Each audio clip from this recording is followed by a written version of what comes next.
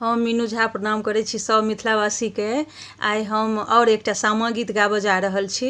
नीक लागत तऽ लाइक शेयर जरूर करब और सामा त्यौहार के बहुत बहुत शुभकामना सब मिथिलावासी के। जय मिथिला जय मैथिली।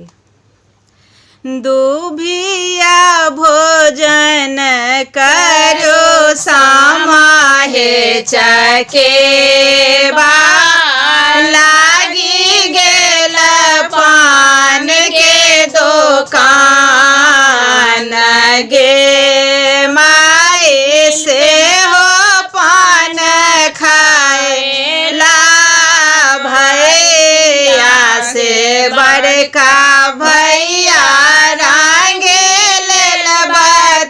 सो मुख दांत गे माए से हो पान खाएला छोट का भैया रांगे लेल बाते सो मुख दांत गे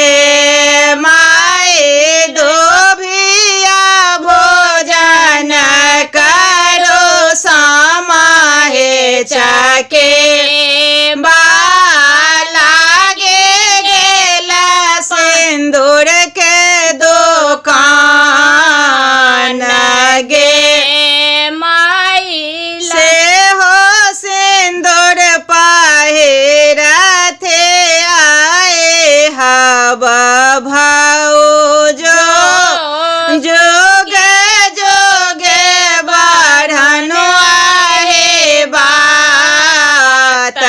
गे माए से हो सिंदूर पहिरथे आए हब भौजो जोगे जोगे बढ़नो आहे बात गे माए दुभिया भोजन करो सामा हे चकेबा, लागे गेल टिकली के दुकान